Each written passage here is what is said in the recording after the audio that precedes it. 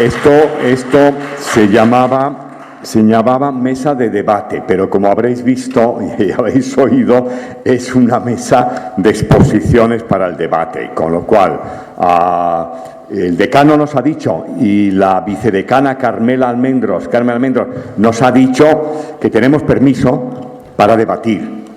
Que bueno, pues ya era hora, ¿no? Así que tenéis la palabra. Quienes queráis preguntar, debatir, exponer también vuestro punto de vista, vuestra controversia en relación con lo que aquí se ha estado exponiendo esta mañana. Sí sé que hay gente que se tiene que ir ahora, pero venga, pero ya hay una palabra pedida allí.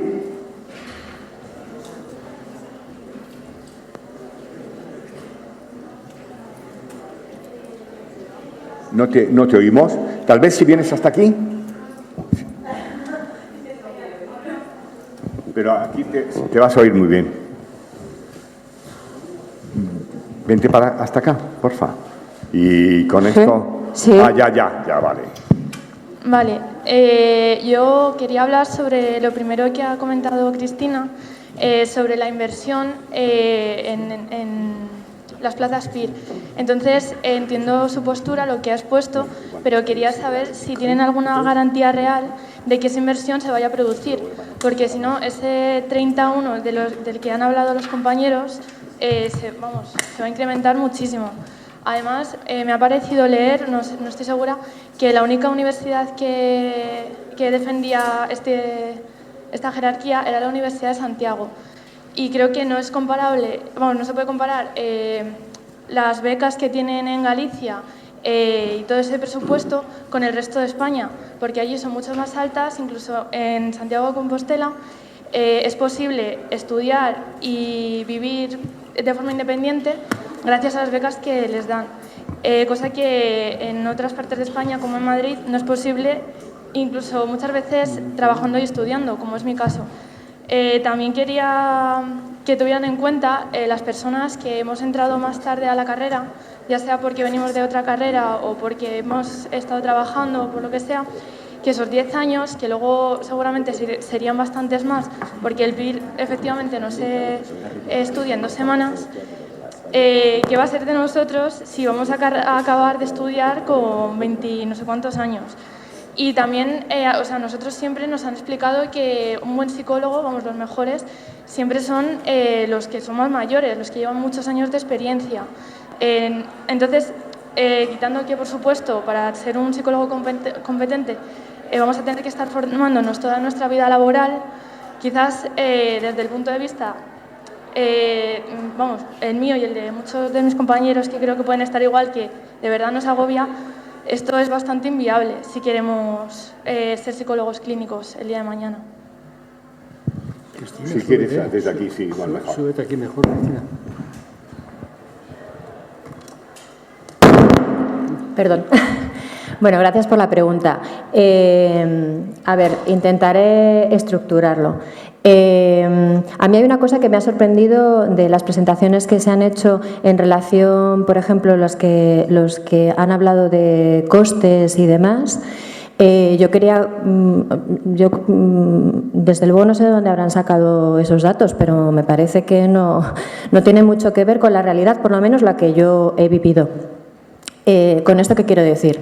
Hay que separar 2 partes. Una tiene que ver con el periodo de profesionalización y otro tiene que ver con el periodo de especialidad. ¿A qué me refiero con esto? Una cosa es el coste del grado más máster y otra cosa tiene que ver con el acceso a la especialidad en psicología clínica. Efectivamente, la mayoría nos hemos formado en academias. Estaba mirando los precios de CEDE, porque la mayoría procedemos de CEDE, y he visto que efectivamente el material más el curso son unos 600 euros. ¿Todas las personas que acceden se han preparado por CEDE? No. ¿Es posible conseguir los temarios en otros sitios? Sí. En la mayoría de los colegios de psicólogos existen los temarios. ¿Puedo garantizar yo que vayan a aumentar las plazas PIR? No, ni yo ni nadie. ¿Creo que se debería hacer? Creo que se debería hacer. Pero además creo que hay otro problema. Y el problema de base también tiene que ver con el número progresivamente mayor de estudiantes de psicología. Esto no lo decimos nosotros, ¿eh? Por ejemplo, lo defienden otras plataformas como puede ser API. Otras posibles alternativas a la alternativa que nosotros estamos hablando. Pero quizás, y esto sí pasa en otras profesiones sanitarias, existe una cosa que se llama numerus clausus, que nadie se lo ha planteado quizás en psicología. Y a lo mejor eso también tiene que ver con parte del embudo que se está haciendo aquí, ¿no? Respecto, claro, a mí también me preocupa el tema laboral. Es más, me preocupa, incluso me preocupa mi propio tema laboral. O sea, yo llevo, ahora mismo estoy en paro, llevo en paro 2 años. Después de haber estado trabajando mucho tiempo en salud mental.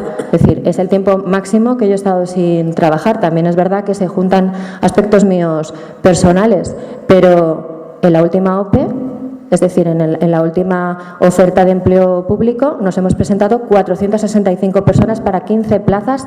Os estoy hablando solamente de la Comunidad de Madrid.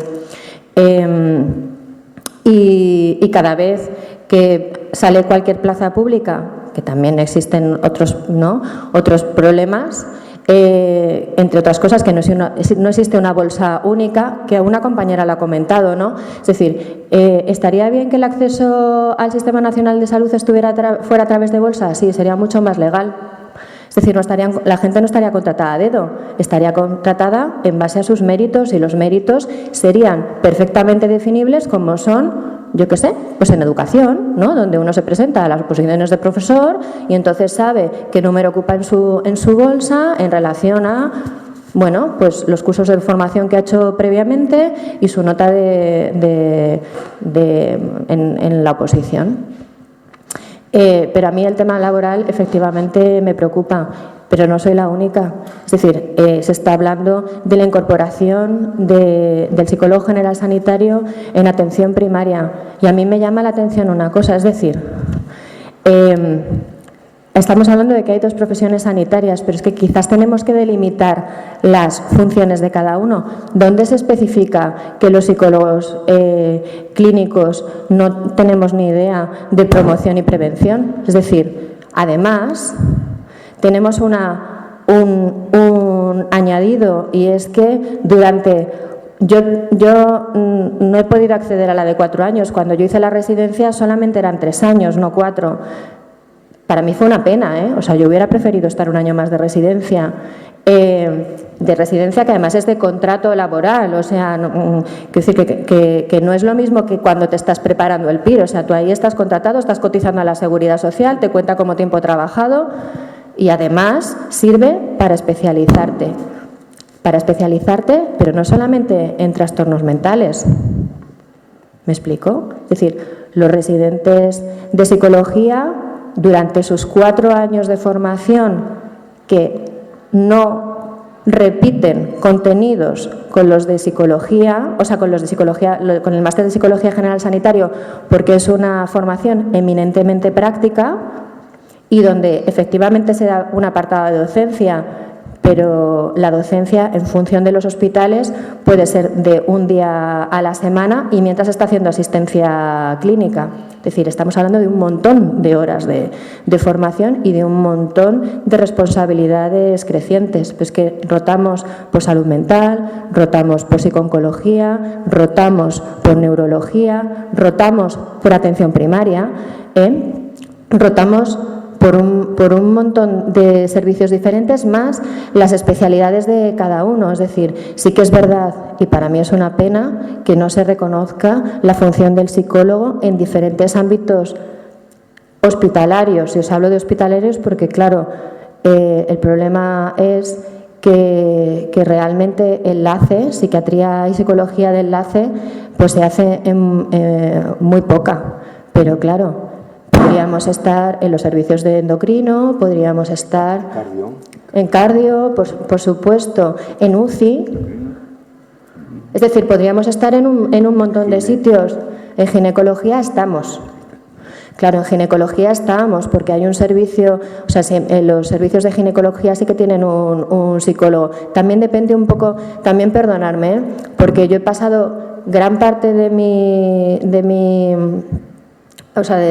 etapa laboral la he pasado en Cataluña, y entonces ahora mismo la realidad es que tengo mucho más conocimiento de cómo funciona la red catalana, de cómo funciona la red madrileña, aunque lo sé, o sea, yo me formé aquí, yo hice la residencia, la hice en Madrid, he estado trabajando también en Madrid, pero claro, en comparación con los años que he estado trabajando en Barcelona me he pasado muchos más años. Claro, después de 9 años, pues uno al final acaba conociendo muy bien cuál es la realidad de la red. ¿Y por qué creo que esto es importante? Porque, yo, no sé, a veces me da la sensación, y lo hablo con todo el respeto del mundo, pero me parece que estéis muy equivocados en relación a qué somos los psicólogos clínicos que hemos accedido por la vía de residencia. ¿Somos corporativistas? Hombre, pues después del tiempo que hemos pasado para conseguir una plaza, para poder obtener esa plaza, después tenemos que buscarnos la vida y vemos como nuestras opciones laborales cada vez se van reduciendo mucho más, hombre, pues de ahí, por supuesto, de ahí sucede, ¿no? De ahí viene la lucha también. Importante es ser conscientes todos de esa situación. Has hablado del aspecto laboral, ¿no?, que es importante. No sé si Esther y Juan también quería intervenir, no sé si quieren primero. Por acá. Y allá también. Y allá también. Sí. Vale. A la primera pregunta quería también Juan y después tú, Esther, o ahora. Lo primero, ya que es lo último de lo que hemos hablado, efectivamente darle absolutamente toda la razón a Cristina en lo que está diciendo. Jamás osaríamos pensar que un PIR no está cualificado para hacer prevención de la salud. O sea, no se nos ocurriría. ¿Cómo no vais a estarlo? Obviamente. Lo digo porque digo, a lo mejor es que no nos hemos explicado bien, ni muchísimo menos nos referíamos a nosotros estamos preparados y vosotros no. Era vosotros estáis preparados, que nosotros también hacemos prevención y de hecho es una de las cosas que más se moviliza. Así que por ahí quería aclarar eso, que por supuestísimo, ¿no? Entiendo muy bien lo que dices, pero pues lo que decías ahora, ¿no?, de mi situación personal, probablemente te puedo entender mejor que otras personas porque dediqué 3 años a estudiar el PIR. O sea, que me puedo hacer una idea de la frustración de la que hablas. Frustración que se extiende a muchas cosas, ¿no? Yo lo decía hoy, cuando yo termine el máster, llevaré 10 años estudiando psicología, luchando por poder trabajar por ella. Casi me pueden hasta convalidar el itinerario con los años, ¿no? Entonces, lo comprendo bien y de ahí me quería resaltarlo, de que probablemente nos podríamos, lo que decíamos, ¿no?, de unirnos como psicólogos, lo que decía Vicky, de fuera del apellido, porque probablemente nos entenderíamos mejor de lo que muchas veces pensamos. Quería aclarar lo de la prevención porque me parecía que lo que has dicho es absolutamente cierto y quería que supieras que nosotros lo tenemos también claro. Y nada, un mini apunte en cuanto a lo de las academias. Yo también estuve en CEDE. Efectivamente, bueno, creo que es el pack de libros son 400 euros, sin curso ni nada. Efectivamente hay un pack de 600 euros de libros y tal, pero bueno, a lo que nos referíamos hay muchos cursos y la realidad es que tú cuando te apuntas vas al de las 3 clases a la semana o el del sábado por la mañana y ese ya estamos hablando de 1.200 euros. Hay otro que, bueno, como eres antiguo alumno te sale un poco más barato, o sea, nos referimos un poco al sumatorio, ¿no? Y también desde la experiencia mía y de otros compañeros míos en su día, de los distintos cursos que hay, y efectivamente los hay más baratos, los hay más caros, pero los hay que superan también los 1.000 euros que son pues de mayor longitud, ¿no? Era aclarar Gracias, Esther. Gracias. Juan, ¿querías apuntar a apostillar algo? Yo quería entrar en el tema del coste, que efectivamente, como decía la pregunta, la pregunta, el coste es alto. ¿Y de dónde salen los datos? Salen de las propias páginas de las academias. Yo creo que voy a pronunciarme en el sentido económico del coste, que respeto, porque las academias son negocios legales, aunque la formación de psicólogos no sea un negocio, las academias son negocios legales y respeto. Y voy a entrar en el tema de injusticia social, que es el de la compañera, he entendido, de que se tengan que hacer tantos cursos para todo esto. Cuando os puedo decir que yo llevo ya 40 años dando clases en la universidad. Cuando un estudiante me dice, Juan, yo quiero ser psicólogo clínico, pero no voy a poder estudiar, no voy a poder pagarme un máster, no voy a poder pagarme una academia de PIR, me voy a quedar en la cuneta. A mí eso me da vergüenza. Es que no nos damos cuenta de que tanto formalismo de secuenciación, en la que después me voy a pronunciar también muy brevemente. Pero en el invierno, estamos en el otoño. En el otoño, en el invierno, no nos damos cuenta de que todo esto no es otra cosa que un problema de jerarquía, de mantener cierta jerarquía. Y que hay que entender que cualquier estudiante que empieza a hacer primero psicología puede ser un gran psicólogo. Y si es hijo de una familia pobre, no será un psicólogo clínico, porque no llegará a pagarse todo esto, porque no llegará a trabajar, porque tendrá que trabajar para pasarle a su familia, a sus padres. Es decir, que no lo será, y eso es injusto. En el otro sentido, claro que la secuenciación es buena. ¿Por qué no? Cuando hablamos de formación, siempre hablamos de años. Es muy delicado quitar años a la formación. Los años supuestamente dan más formación. No se puede ser conductor de un autobús con 10 horas de práctica supervisada. Entonces los años dan más formación. Pero nosotros no nos oponemos a que haya una formación continua en un desarrollo profesional como la psicología, que está en constante evolución. Lo que nos oponemos es que esa formación sea obligatoria, porque eso es injusto. El que quiera hacer el grado y después el PIR y después el máster y después psicología galáctica, que lo haga. Pero no le podemos obligar a nadie a que esté retrasando esa entrada en el trabajo, sobre todo si no se lo puede pagar. Y luego ya en la última dimensión de lo que sale un poquito aquí, de llamado a entendernos, pero vamos a ver, es que no tenemos cabeza, que somos dos figuras sanitarias, que estamos llamados a entendernos, que somos psicólogos los dos y que tenemos las mismas competencias, y quien lo niegue miente. Lo dice la ley, y quien acuda a la ley para decir que no tenemos las mismas no lee la ley, no la lee bien. Estamos como psicólogos teniendo que abordar la atención psicológica de los ciudadanos, y estamos los dos figuras en el mismo barco y no podemos tener cartas de navegación diferentes. Aquí no vale decir mi carta de navegación es más bonita que la tuya, porque entonces no llegamos a puerto. La unión es lo que tenemos que pedir. Puentes. La única forma de unir dos riberas es un puente. Pero como las aguas sean turbulentas, como haya una cascada, ya no hay puentes ni acueductos. Entonces vamos a ser sensatos, vamos a luchar, como decía, de una forma leal, de una forma honesta, con valentía y con inteligencia. Para eso somos psicólogos. Nos queda lo de puentes sobre aguas turbulentas, de Simon Garfunkel. Te lo iba a cantar, pero hay allí otra palabra, Simon Garfunkel. Sí, es que yo quería aclarar que es que no tenemos las mismas competencias, eso no es real. Las competencias no son las mismas, pero no hay nada malo en que las competencias no sean las mismas. Es decir, no es malo. No se es más o menos por tener diferentes competencias. ¿Me explico? Es decir, que al final, cuando la ley lo que está diciendo es que si hay un trastorno mental, entonces debe ser derivado al psicólogo especialista, ¿por qué dice eso? Pues Cristina, no lo dice así, no lo dice así. Cristina, eso no lo dice la ley. Pero no hagamos una lectura de la ley sin la ley por delante. La ley no dice eso. La ley no dice eso. Eso no lo dice la ley. La ley dice que tenemos las mismas competencias. Y Ampir perdió la demanda porque no leyó bien la ley. Porque la sentencia de la Audiencia Nacional ratifica algo que ya existía, la Ley General de Sanidad. Que dice que somos iguales, sanitarios. Perdona. Porque la Ley General de Sanidad es previa a todo esto. No quiero entrar en un debate, pero tú como psicóloga y yo como psicólogo te quiero hacer una pregunta.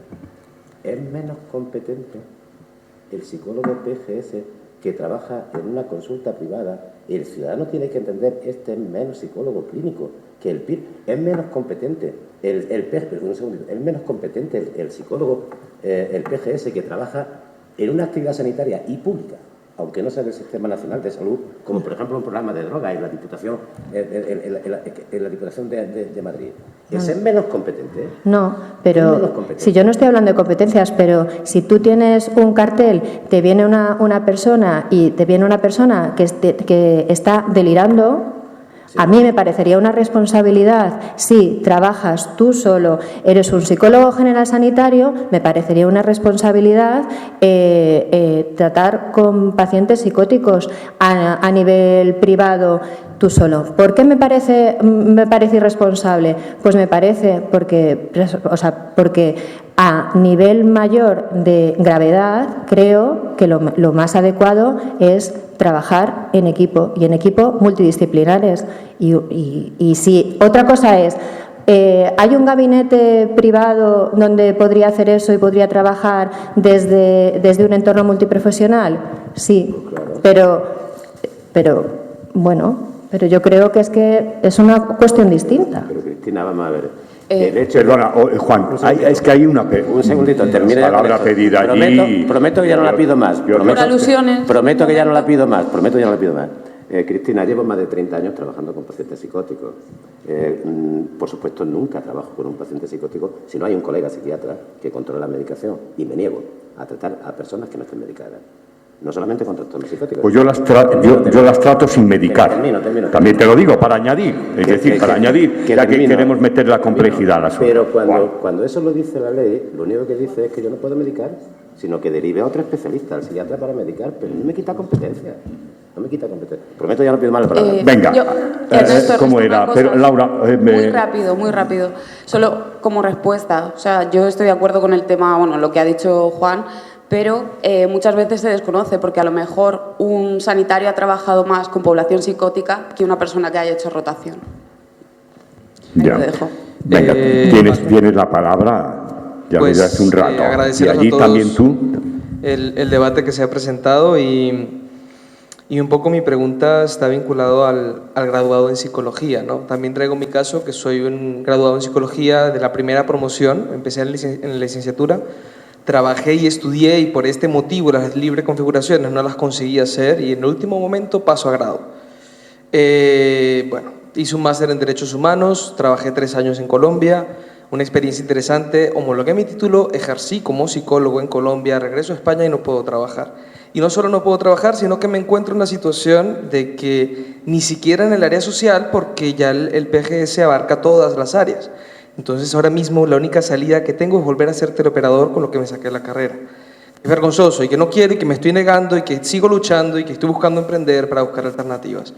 Creo, como se ha dicho acá, y me parece importante recalcarlo, el esfuerzo es conjunto. El esfuerzo no es uno contra otros. Es absurdo, y me disculpan la palabra, pero es estúpido que peleemos nosotros como psicólogos entre nosotros. Claro. Sí tenemos las mismas competencias, porque todos somos psicólogos. Me pregunto con cierta indignación qué es eso de la profesionalidad en ese paso para ser psicólogo general sanitario. ¿Es que acaso un graduado en psicología no es un profesional? Entonces es importante tener en consideración, eso no quita de ninguna de las formas el esfuerzo que hace un PIR.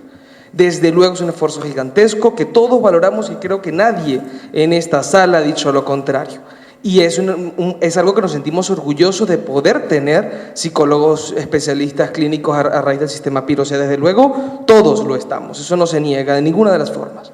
Son cuestiones paralelas. Mi pregunta, y perdonad que se me salga un poco la vena social que también llevo por dentro, es vinculado al graduado en psicología y es justamente vinculado a estas competencias, ¿no? Es eso de la promoción de la salud. Nos encontramos ahora con una barrera al decir quién puede promover o no puede promover la salud.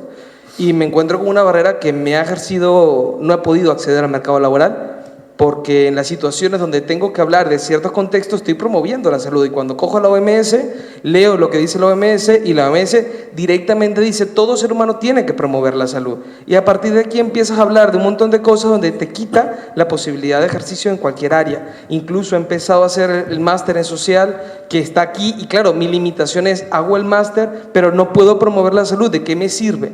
De hecho, la única salida que más o menos hablando con colegas abogados es porque soy defensor de derechos humanos y porque mi otro máster es de derechos humanos, y desde los derechos humanos hablar que estoy promoviendo la salud de forma complementaria, pero es una cuestión absurda. Entonces me encuentro ante una situación perdido totalmente. Los foros en internet es un desastre y nos encontramos muchos ante una situación nuevamente vergonzosa porque es que no se encuentra claridad de la situación. Entonces, psicólogos graduados en psicología, ¿no? Mi pregunta es, ¿cómo quedamos? Y en el tema de la promoción de la salud, si existe algo más allá de lo que ya se ha dicho los decanos acerca de que las diferentes universidades lo reconocen en sus competencias, y por otro lado la lucha contra la LOPS, que no debe perderse de vista, que es el origen del problema, y siento que todo esto de PGS de alguna forma también genera una cortina de humo ante una lucha más importante que tiene que seguir en el pie y que siento que se ha desviado acerca del hecho de ser la psicología una profesión sanitaria. O sea, pongo por ejemplo el caso colombiano, donde homologué y ejercí durante 3 años y estoy ante la situación de quizás regresar porque aquí no puedo trabajar. Gracias.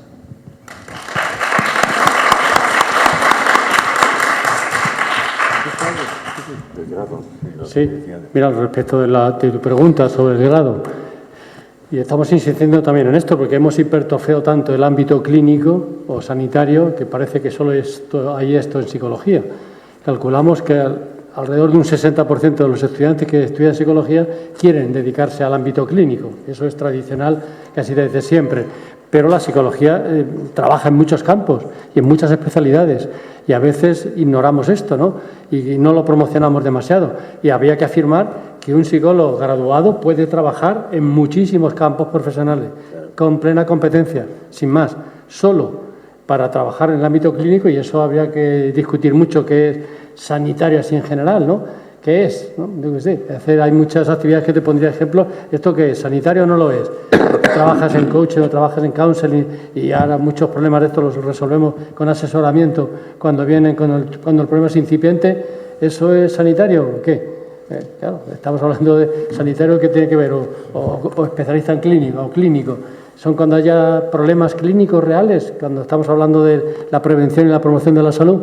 Por un lado, y luego si trabajas en empresas, si trabajas como psicólogo del deporte, si trabajas en recursos humanos, que es un campo muy en el ámbito educativo, que también se quiere regular. Fíjate si hay campos donde trabajan los psicólogos. Mira, si te miras la revista de la Guía del Colegio de Psicólogos, por ejemplo, hay hasta 50 grupos trabajando sobre supuestas especialidades de la psicología. Están aplicando en emergencias y catástrofes. Fíjate tú la cantidad de drogas, fíjate la cantidad de situaciones que tienes. En gerontología está trabajando ahora también en cuidados paliativos y en tantas otras, ¿no? Así que, ¿esto qué es? Donde la etiqueta y delimitar eso no lo hay. Pero vamos, que el graduado habría que potenciarlo mucho más. Es que hay otra pregunta allí pedida, perdona, y sí, no sé si hay alguna más, y luego por ir cerrando, ¿no? Por la hora que es. Bueno, yo quería dejar aparte un poco la discusión entre psicólogo general sanitario y psicólogo clínico y proponer sobre la mesa de debate una propuesta que la hizo Enrique Etxeburúa de la Universidad del País Vasco, en la que hablaba de limitar las funciones del general sanitario y del clínico, y un poco proponía que el psicólogo general sanitario se dedicara, que su figura se impusiera en la atención primaria, y que luego el psicólogo clínico estuviera pues dentro de los centros de salud mental, una vez que se deriva ya salud mental al paciente, pero que sea el psicólogo general sanitario el que en atención primaria sea capaz de identificar a la gente que tiene un trastorno mental grave y que no le pasan los problemas de la vida cotidiana, que no necesitan medicación, pero como no están esos psicólogos en atención primaria, luego cuando llegan a salud mental ya están medicados. De hecho, el 50%, alrededor del 50% de los pacientes que acuden a salud mental ya vienen medicados, no por psicólogos, sino por médicos generalistas, que a gente que tenga los códigos Z de la CIE, que no son trastornos mentales, pues ya se les da antidepresivos, incluso antipsicóticos, y llegan a salud mental medicados y con todos los riesgos que supone. Y bueno, la propuesta que hacía Etxeburúa era que gracias a que si tuviéramos psicólogos generalistas sanitarios en atención primaria, se evitaría toda esa iatrogenia que puede puede causar todos esos medicamentos y, bueno, hacer un poco de prevención cuaternaria si se le hiciera caso. O sea, que si eso se pudiera implantar y, bueno, a ver qué opinabais. Yo estoy de acuerdo contigo en que incorporar los psicólogos a atención primaria. La cuestión sería en el apellido. A mí sí que, o sea, yo sí que creo que el apellido es importante porque efectivamente lo que dice la ley y que es para trabajar en el Sistema Nacional de Salud uno tiene que ser especialista, pero además pasa por otra parte, que es la que os he explicado antes, que yo creo que para trabajar en el Sistema Nacional de Salud uno se tiene que haber formado en el Sistema Nacional de Salud. O sea, uno tiene que saber perfectamente cómo está funcionando la red, porque es de una complejidad muchísimo mayor que la asistencia que tú puedas hacer y las intervenciones que puedes hacer desde un centro privado o desde una red mucho menos compleja que la que es el Sistema Nacional de Salud. Por todo lo que hemos comentado, por listas de espera, por tiempos por paciente, por todo este tema. Entonces, por supuesto, yo estoy perfectamente de acuerdo en que el psicólogo tendría que estar en atención primaria y también creo que habría que tener dos niveles. Uno, que tuviera que ver con las intervenciones que se puede hacer con las personas que no presentan un trastorno mental y luego sería los pacientes que han de derivarse a especializada para un tratamiento de una mayor complejidad si cabe. Sí. Juan, venga, solamente Juan, por Esther, responder al yo compañero. me pido un segundo. Por responder un poco la propuesta del compañero. Os recuerdo que son las 2:30 ya pasadas, y veréis el reloj. No, lo digo porque los tiempos que nos habían asignado, no sé si nos cierran la puerta, pero pedir aquí la comida, ¿no? Sí, solamente por responderte a ti, compañero, sobre el tema de la promoción de la salud. A nivel, digamos, científico-técnico, la promoción de la salud tiene que ver con la preservación de la salud, el incremento de la salud, el acrecentamiento de la salud, promoción de la salud. Pero en el sentido legal, y por eso esta mala interpretación de que el PGS solamente por ser promoción de la salud no puede entrar en los trastornos de la salud, en el sentido legal y en el sentido jurídico, y así está en la ley de sanidad, tanto para la OMS como para el Pacto Internacional Europeo, en la Carta de la Unión Europea, se dice claramente que promoción de la salud significa incremento de la salud y restablecimiento, esa es la palabra que se utiliza en la Unión Europea en la Carta Internacional, y restablecimiento de la salud en el caso de haberse perdido. Luego, promoción de la salud. Yo soy profesor de Psicología de la Salud. Entonces decimos, la promoción de la salud tiene que ver con virgencita, que me quede como estoy y como mucho, un poco más, acrecentamiento. Pero en la ley, en la normativa esta, se entiende promoción de la salud como mantenimiento, acrecentamiento y restablecimiento en el caso de que sí. Por eso, cuando hay alteraciones de la salud, el término promoción de la salud también las incluye. A mí me surgió una duda, porque claro, lo que dice Cristina tiene toda la lógica del mundo. Dices, joder, para trabajar en la pública, formarte ahí, efectivamente, para conocerlo desde dentro. Pero eso, claro, me lleva a un tema. Yo mi practicum de la carrera lo hice en un hospital de la sanidad pública. Lo hice concretamente en la unidad de agudos, o sea que yo todos los días veía psicóticos, esquizofrénicos, tal. Vale. Yo sé por conocidos MIR, me han contado, pues hay chicos del máster que haces tú rotando. Entonces, claro, esto me lleva a otro debate, ¿no? Es decir, bueno, es que hay MPGS, que bien por el máster y bien por formaciones previas también tenemos formación en institución pública. ¿Cómo podríamos aunar eso de cara a esto que decimos? No es de te quito el puesto, no, sino decir, venga, vale, vamos a ver, por lo que decíamos antes, ¿no? Con toda la gente que necesita ayuda realmente, y se habilitan todas las plazas, ¿no? Pues de atención primaria, de tal, habría tarta para todos, ¿no? Como quien dice, ¿cómo podríamos organizar eso? Bueno, es que, perdón, a mí no me parece una cuestión de cartas, ¿no? De repartir cartas ni de porciones de tarta. Yo también hice el práctico en hematología en el Hospital de la Paz y a mí me quedó claro también que si yo quería dedicarme al ámbito de la psicología clínica y de la salud, en aquel momento no existía el máster de Psicología General Sanitario, quería hacer el PIR. ¿Qué es lo que yo creo que sucede también? que claro, no estamos hablando, cuando hablamos de competencia, claro, es que la función que posiblemente hayas tenido durante el tiempo que has estado rotando en agudos no es la misma función que la que tiene un residente. Y en esto me explico, es decir, de la misma manera que un R1, es decir, un residente de primer año, no tiene la misma responsabilidad sobre los pacientes que un R4. ¿Por qué? Pues es muy claro, yo creo, porque primero un R1 no podría visitar solo, no podría hacer las intervenciones solo, necesitaría una supervisión. A partir del R2 ya sí que puede hacer intervenciones solo y puede hacer tratamientos y puede hacer toda la fase del proceso de valoración y de intervención, tanto individual como grupal como familiar, como sea que sea. Lo puede hacer, claro, por eso nosotros defendemos, o sea, en la parte del itinerario, ¿no?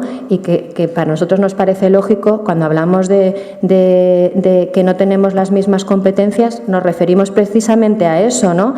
Que el nivel de responsabilidad creciente uno lo va adquiriendo a través de la formación creciente. Tampoco me parece... claro, porque esta pregunta no nos la planteábamos antes.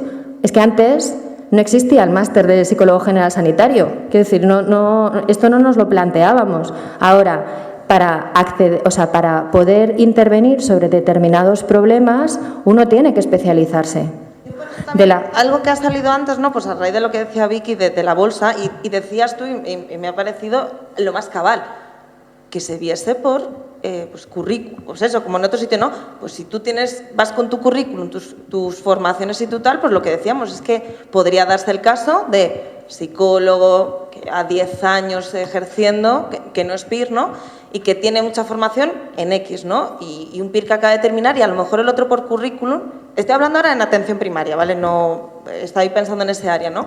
Pues lo que decíamos, bueno, es que a lo mejor cuando nos paramos a ver formaciones, puede haber una persona formadísima, competente, a más no poder, ¿no? Y perfecta para ese puesto. A lo mejor nos tenemos que abrir un poco la mente en eso y plantear, pues lo que decíamos, ¿no? Esas bolsas de trabajo, crear esa figura a lo mejor de atención primaria, que obviamente es lo que hemos dicho, esto están haciendo ahora, eso ya es un logro y creo que todos como psicólogos tenemos que estar contentos, podamos acceder o no, yo lo estoy, aunque no pueda acceder, desde luego. Pero bueno, para el futuro, para seguir creciendo, ¿no? Y a lo mejor esa podría ser una forma de dar ahí sí la mejor competencia, ¿no? Porque tú estás formado y realmente eres muy bueno para ese puesto. Yo quería recoger de lo que estás comentando, Esther, perdona, tú también, y luego me pido yo la palabra, pero tienes tú la palabra. Sí, por favor. No tienes la palabra. No, porque lo mío sería para otra pregunta. Venga, pues ya, va. Yo lo que quería comentar es que es cierto que ahora mismo solo se puede acceder a la atención primaria, al Sistema Nacional de Salud, desde la formación PIR, porque así lo dice la ley. Pero en mi opinión, la ley lo que tiene que estar es al servicio de los ciudadanos. Entonces, mi pregunta es si actualmente, hablando en número, hay 2000 y pico psicólogos especialistas en atención primaria, si esos psicólogos son capaces de estar al servicio de las necesidades de los ciudadanos que hemos visto antes. Es que, yo creo que se está confundiendo psicólogo clínico con psicólogo clínico que ha accedido ese título por el sistema PIR. Hay muchos más psicólogos clínicos. Es decir, psicólogos clínicos somos un montón. No tengo el número, lo siento, pero no sé el número. Casi es decir, hay muchos. 7.000. Casi 8.000. Es decir, podemos. O sea, con el número de psicólogos clínicos que somos, podríamos. Si el problema no es el número. O sea, yo creo que la discusión es a otro nivel, ¿no? Creo que se ha avanzado mucho porque ha habido proposiciones de no de ley que la diferencia entre una proposición no de ley y una proposición de ley tiene que ver con que la proposición no de ley es un mero acuerdo que no se va a plasmar legalmente, no es una ley, no se dicta algo que se tiene que llevar a cabo, sino que es un acuerdo meramente político. Lo que ha hecho es, en diferentes comunidades autónomas, entre ellas Madrid, se defiende la necesidad de que los psicólogos clínicos se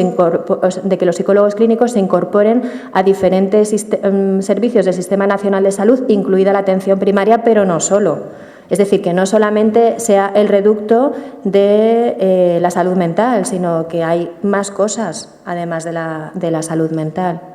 Querría decir, recogiendo un poco estas últimas intervenciones, no sé si hay alguna más, pregunta que tendría preferencia, pero recogiendo lo que estás comentando, lo que has comentado Cristina y Esther, yo querría decir muy brevemente, ¿dónde me parece que está parte del núcleo del problema, no? Acabas de decir, Cristina, en el momento que se crea el máster empiezan problemas que antes no había. Pero no los había ni para... No, yo no he hablado de problemas, he hablado de preguntas. No, preguntas, no, pero problemas, de hecho el debate existe, es un debate, llámale problema, o llámale conflicto o confrontación, que estamos tratando de deliberar sobre ella, ¿no? Pero es que no lo había para PIR, y tampoco lo había para lo que ahora llamamos máster en Psicología General Sanitaria. Porque desde hace como 20 años o así, tanto aquí en la Complutense, yo he participado en el máster de la Complutense de Labrador, en el de aquí no, pero he participado como profesor en el máster desde hace muchos más años que el PIR y muchos más años que el máster. Y era Psicología Clínica y de la Salud. Claro, ahora decimos, hay un bloque de Psicología Clínica. El problema está en que al estar las dos profesiones dentro del sistema sanitario, el sistema sanitario impone su ley y sus reglas del juego, de las que tú tan bien nos has hablado. Y es legítimo desde el sistema sanitario que quiera a sus especialistas formados a su manera. Yo tengo que decir, como ya he dicho, soy médico además, especialista en medicina familiar y comunitaria. A mí me pide el sistema, si quiero ser como médico, que sea especialista. Ya no me basta general. Por tanto, el sistema tiene sus reglas del juego. Ahí tendremos que ver si el psicólogo sanitario entra en el sistema, cómo tratamos de romper o modificar o cambiar las reglas de juego. Pero las que son las que tú nos has descrito. El problema es que lo que antes era un psicólogo especialista en psicología clínica y de la salud, dentro del sistema, al enchufarse dentro del sistema, pero no poder trabajar dentro de él, como le pasa al máster, paradójicamente no poder, pero haber sido enchufado dentro del sistema, pasa de ser un especialista universitario, que lo era, y los contenidos del máster son los del psicólogo especialista en psicología clínica y de la salud, desde hace 20 años, prácticamente los mismos. La gran paradoja, y tendremos que preguntarnos, porque ahora dicen, bueno, unos son psicólogos clínicos y los otros son psicólogos generales sanitarios. No, pero es que el psicólogo general sanitario fue durante 20 y más años un psicólogo especialista en psicología clínica y de la salud. Qué gran transformación y qué gran pérdida ha habido ahí. Y creo que eso es no es todo el problema, pero es una buena parte, ¿no? Por eso, algunos postulamos un cambio de denominación, que no va a ser fácil. No psicólogo general sanitario, sino máster universitario, ¿en qué? En psicología clínica y de la salud.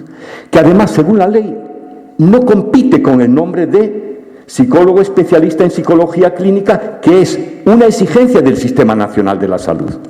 Es una exigencia, pero no de la universidad, no de la ley, que te dice que un psicólogo, incluso psicólogo general sanitario, el máster, dice el Real Decreto, no soy leguleyo tampoco yo, y entendido en esto, pero el Real Decreto 1393/2007 dice que la titulación de máster es una titulación de carácter especializado, al que le puedes enganchar después otras especialidades más. Podría enganchar en la propuesta que estamos tratando de analizar en el seminario, y ahí se puede enganchar neuropsicología clínica, psico-oncología, y ahí poder articular con el PIR y el PGS. Ahí sí se podrá, si integramos un poco los sistemas y los ciclos formativos. Pero yo creo que está llevando a engaño, e incluso en este debate, el hecho que hablamos de psicólogos clínicos, y hay psicólogos clínicos especialistas sanitarios, como manda el sistema sanitario, al que habéis accedido con tanta dificultad, Cristina, pero hay psicólogos clínicos que son máster en psicología, en psicología general sanitaria, porque lo fueron siempre especialistas en psicología clínica, son posgrados. Lo estáis siendo ahora, un posgrado que según la ley es una especialidad, no dentro del Sistema Nacional de la Salud, que como dice, es que yo ya tenía uno, les tenía a ustedes ya como especialistas, que son los PIR. ¿Ustedes quieren también sanitarizarse? Sí, pues les voy a llamar generalista. Eso es, así dicho en términos semánticos o nominalistas, eso es parte del problema que estamos debatiendo. Pero no nos lleve a engaño de decir lo que hasta ahora formabais aquí en este máster o en el de Paco Labrador en la Complutense, donde Miguel Costa y yo hemos participado durante muchos años, formando a psicólogos, entendíamos que estábamos formando a psicólogos especialistas, también en delirios, Cristina, también en depresiones, también, porque yo lo he sido y lo sigo siendo psicólogo clínico, y sé de eso, y yo soy de los de licenciatura, que luego salías y hacías todo aquello, sin máster siquiera, ¿no? Así que, ojo, lo que habíamos ganado históricamente, planteemos de por qué lo estamos perdiendo. ¿Por qué estamos debatiendo esto? Estamos debatiendo en reivindicar al máster su capacidad y su competencia que tuvo durante todos los años que fue un máster universitario en psicología clínica y de la salud. Eso yo creo que nos ha de llevar a reflexionar y a seguir trabajando juntos para ver cómo resolvemos esta gran paradoja, sabiendo también y siendo conscientes de las reglas del juego del propio Sistema Nacional de la Salud, que tiene sus reglas de juego y vamos a ver si se las podemos cambiar, ¿no? Pero sin olvidar una competencia que el máster en Psicología General Sanitaria venía teniendo. Supongo yo que tú formabas a psicólogos especialistas en psicología clínica y de la salud en esta universidad, en el máster. Después de los 5 años y ya después de los 4 también. Pero Ernesto, una cosita, pero claro, el problema viene de lo que yo había comentado al principio de mi presentación, que es que la denominación de psicólogo clínico, para no llevar ahí confusión, debería estar asociado. O sea, solamente podríamos los especialistas denominarnos psicólogos clínicos. Perdona, Cristina, pero es psicólogos, lo que puedes denominarte solo según la ley es para poderte denominar psicólogo especialista en clínica. Por tanto, yo le cambio el nombre y le digo máster universitario en psicología clínica y de la salud. Sí, ¿Qué problema hay legal? Pero Ernesto, tú le cambias el nombre y luego una persona va a hacer psicoterapia, porque además tampoco entiende muy bien qué es eso de la psicoterapia, qué es eso de la psicología, y entonces ve una placa. Y entonces en esa placa pone psicólogo especialista en clínica, que los hay muchos, que se autodenominan especialistas en clínica y que no lo son. Y la gente, me parece un engaño. O sea, uno no se puede denominar cosas que no es.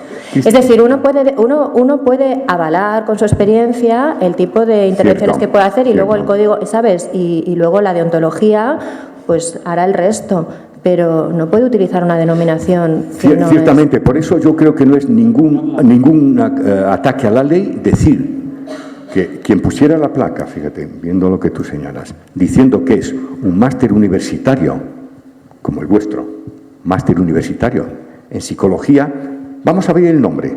Si no es especialista, pero un máster universitario en psicología clínica y de la salud, ¿qué habría de particular? Lo fue siempre así durante 20 años. Hablando de la placa en el despacho, no peca contra nadie, ni contra la ley, ni contra el PIR, fíjate, que se llama psicólogo especialista en psicología clínica. No te llames así, pero lo eres, especialista universitario.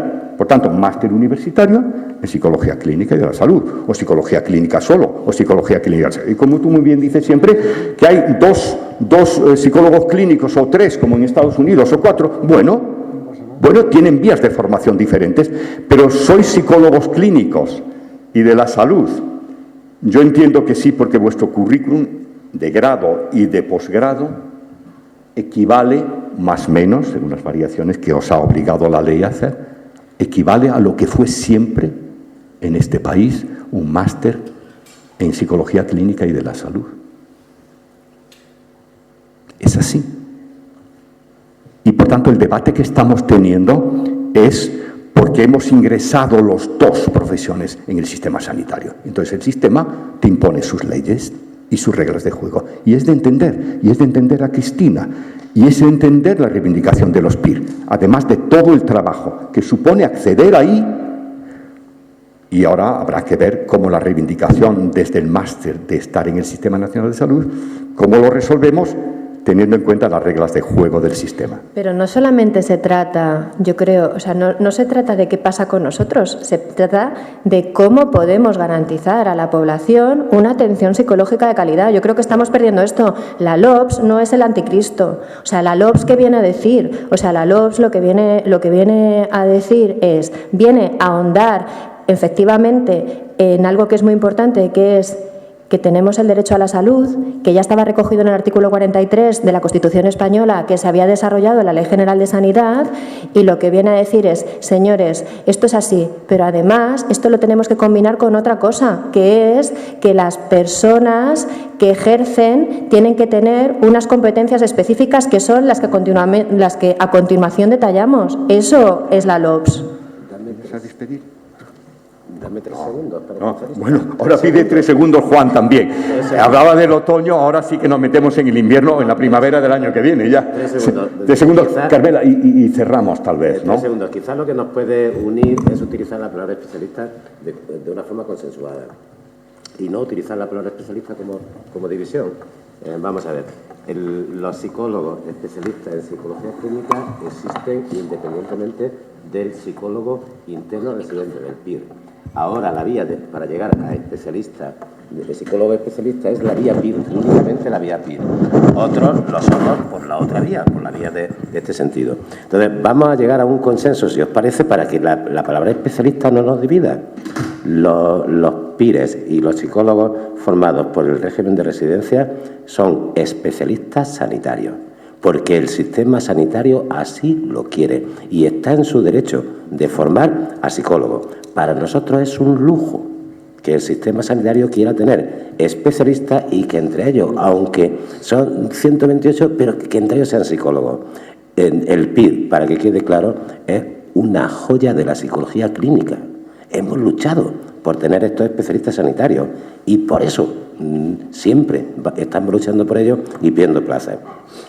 Pero especialista sanitario da solamente un matiz al término especialista. Especialista quiere decir el que sabe un poco más de algo.